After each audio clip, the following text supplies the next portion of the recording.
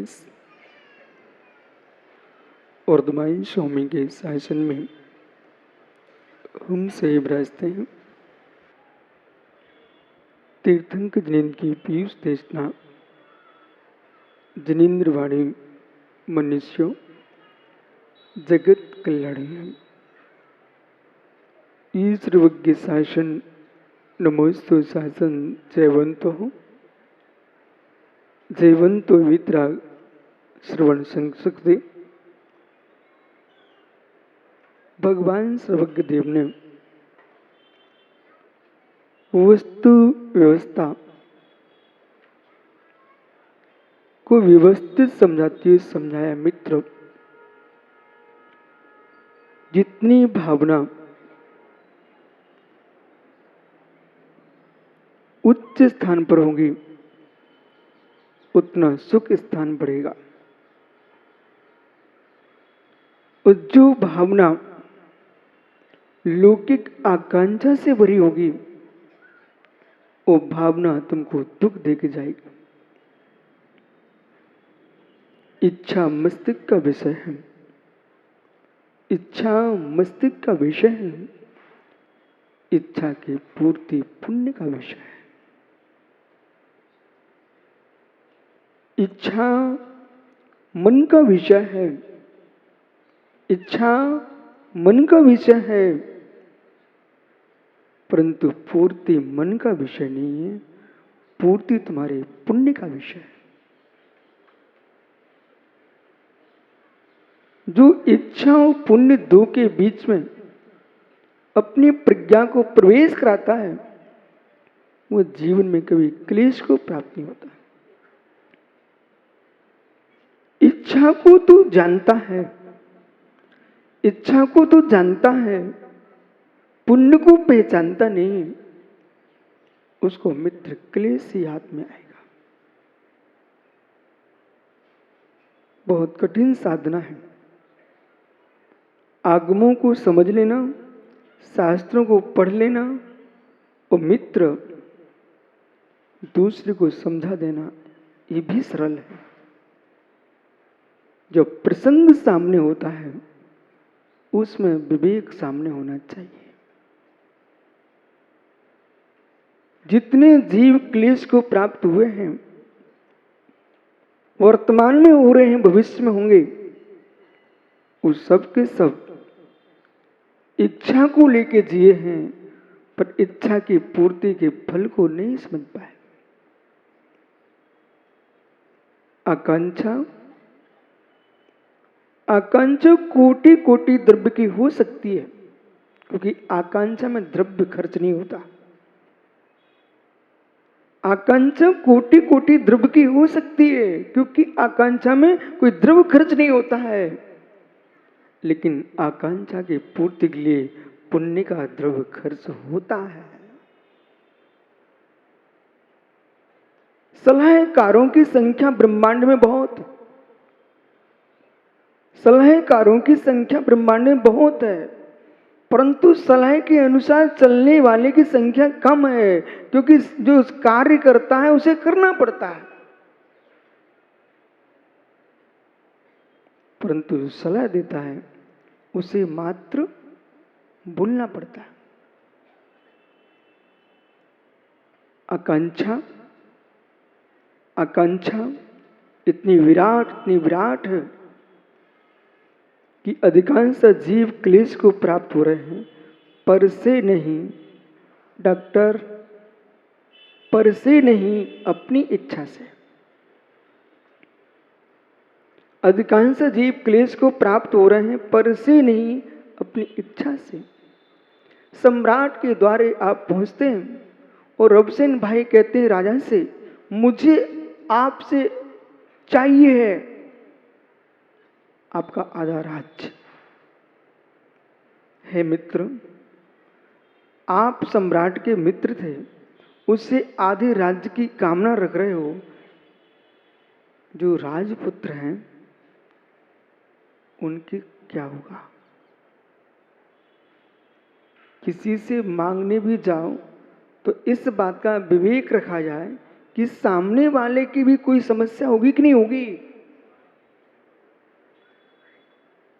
यदि आप किसी के यहाँ दान मांगने गए हो तो मित्र अशोक भैया यदि दान भी मांगने गए हो तो इस बात का ध्यान रखा जाए कि हम उसके यहाँ से लेने ही जा रहे हैं। उसने एक सिक्का भी आपको दिया है, उसको प्रेम से ले लेना, एहसान मत दिखाना। मित्र आपको दे ही तो रहा है, तुमसे उसने लिया क्या है? यदि आपने उसका एक एक सिक्का बासल से स्वीकार कर लिया, यानी विश्वास मानना, वही एक सिक्का भी उसका आपके मंदिर के शिखर पर कलश के काम में आएगा।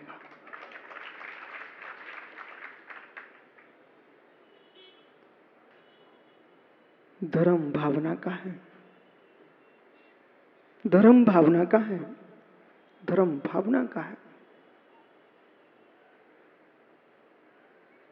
जितने देश के भिखारी हैं प्राचार्य जी, जितने देश के भिखारी हैं उनको भी ये शिक्षा की जरूरत है।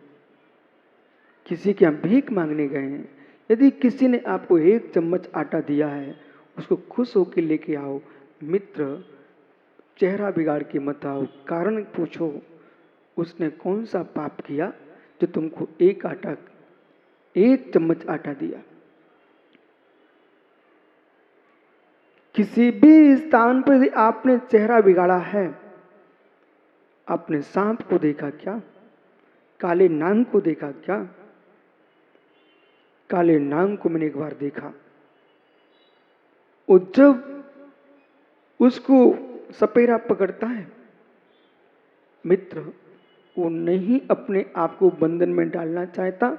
उस नाग ने मालूम क्या किया, अपने फण को घर की सीढ़ी पर पटक दिया। एक घर में सांप था, वो घर से बाहर नहीं जाना चाहता था, उसको बलात् पकड़ा गया। जब पकड़ने के लिए घेर लिया उसको, उसने बेचारे ने अपना मुख फण पटक दिया सीढ़ी पर, उसके मुख से जहर निकला। विषय समझना,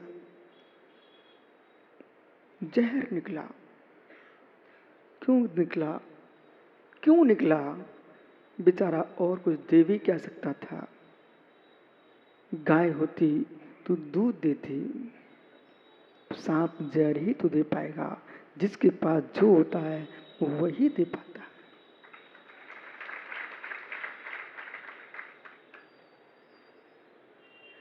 सांप ने जहर उगल दिया, सांप ने जहर उगल दिया। मित्र दिनेश भैया, जितने लोग खड़े थे वहां भयभीत हो गए कि जहर की गंध से, जहर की तरंगों से, जहर की वरगड़ाओं से कहीं मेरी मृत्यु ना हो जाए। सब डर के भागने लगे क्योंकि सांप ने जहर उगल दिया था। ठहर जाइए, सांप को तो लोग पकड़ रहे थे इसलिए बेचारे ने जहर उगला। पर हे भिखारी, हे भिखारी, तू जिस द्वारे पर भीख मांगने गया है, आपके मुख से निकलता है भला हो, आपके मुख से निकलता भला हो। मित्र यदि दाता नहीं दे पाया तो उसी मुख से श्राप क्यों निकलता है? भला ही निकले तो तेरा भला हो जाए। भिखारी के मुख से प्रथम दिन निकलता भला हो, भला हो। वो भी भगवान आत्मा, छेड़ो मत उसको। मित्र भला हो, उसकी हिम्मत तो देखो। जरूर उसके अंदर कोई संस्कार काम में आ गए कि चलो हम भी चलते प्रवचन सुनने।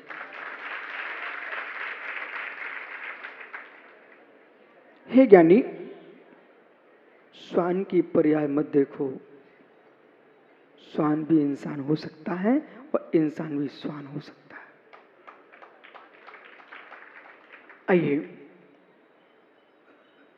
जब भिखारी को जितना सोच के गया था कि आज मैं नगर सेठ के यहाँ भीख मांगने जा रहा हूं, वहां तो मुझे बहुत कुछ मिलना चाहिए, पर वहां पर भी बेचारे को 1 चम्मच आटा ही मिला।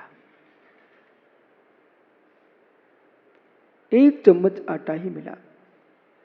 क्या सोचता है, कितना कंजूस ये सेठ है, कितना कंजूस ये सेठ है। इसके घर में इतनी संपत्ति है कि मेरा भोजन भी करा सकता था, पर उसने 1 चम्मच आटा ही दिया। बेटा बेटा मत तुम कोसो सेठ को, उसके पास तो बहुत कुछ देने को है, बहुत कुछ देने को है, पर तुम्हारे पुण्य का कटोरा चम्मच भरी ही है। तुम क्या कर सकते हो? वहीं वहीं दिनेश किया, वहीं वहीं जब भिखारी कटोरा लिए खड़ा था तो 1 चम्मच सेठ ने आटा डलवाया, वहीं पर उसका मित्र आ गया। सामने भिखारी खड़ा हुआ है और सेठ का मित्र वहीं आके सामने आ गया। तुरंत ही सेठ समाचार घर में भिजवाता है, भोजन की तैयारी करो, मेरा मित्र आया है। तो भिखारी क्या सोचा टेकचंद जी, जिसको आवश्यकता है उसको खिलाया नहीं जा रहा है, जिसको आवश्यकता नहीं है अक्सर उसके लिए भोजन बन रहा है। ये दुभांत किस बात की? किसका सोच? भिखारी का सोच। ये दुभांत किस बात की है भिखारी? ये दुभांत सेठ की नहीं है, ये दुभांत तुम्हारे कर्मों की।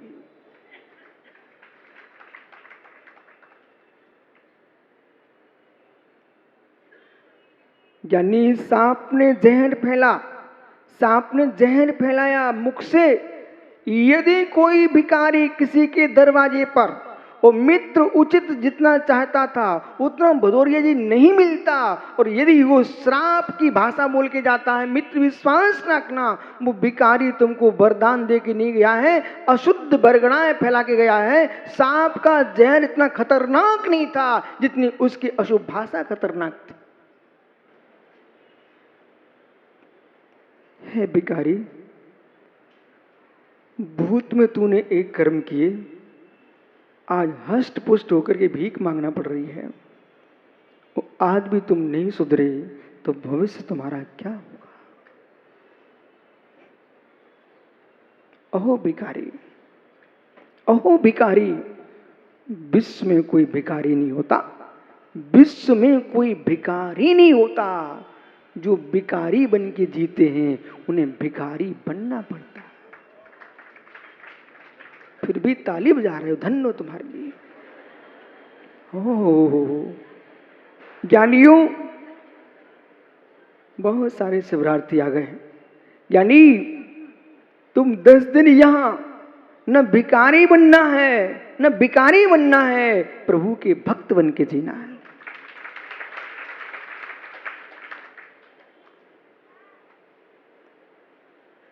इसलिए पहले निर्णय करके बैठना, पहले निर्णय करके बैठना कि घर जैसा सुख नहीं मिल सकता।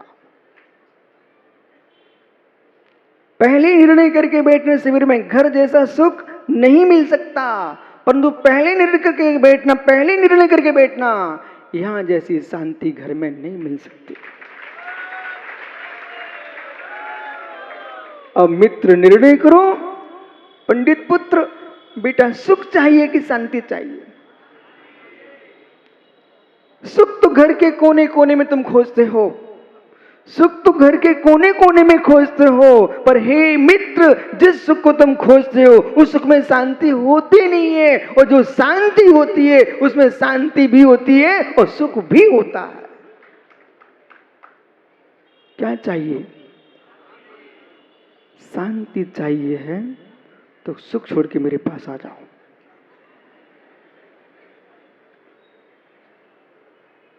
इंद्रियों के सुख शांति नहीं दे सकते।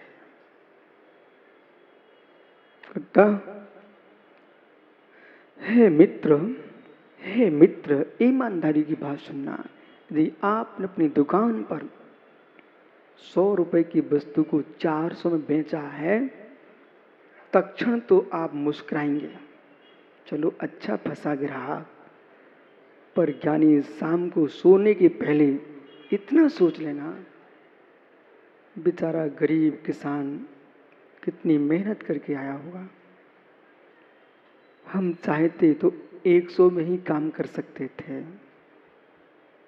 पर हमने उस बेचारे को 100 की वस्तु 400 में दी है। इस संपत्ति का राग, संतान का राग, क्या गरीबों का भी ख्याल रखेगा कभी? उसी क्षण का चेहरा मुरझा जाएगा कि आखिर में जिनको हम कमा के रख रहे हैं, जिनको हम कमा के रख रहे हैं, वे तो आग लगाएंगे और जिनसे हम ले रहे हैं उनके कांधों पर जाएंगे। हो। इसलिए रबसेन भैया, जितना बेटों के लिए तुम दे रहे हो, थोड़ा पड़ोसियों को भी दे देना, क्योंकि कांधों के पड़ोसियों के जाओगे, बेटे तो अग्नि लगाएगा।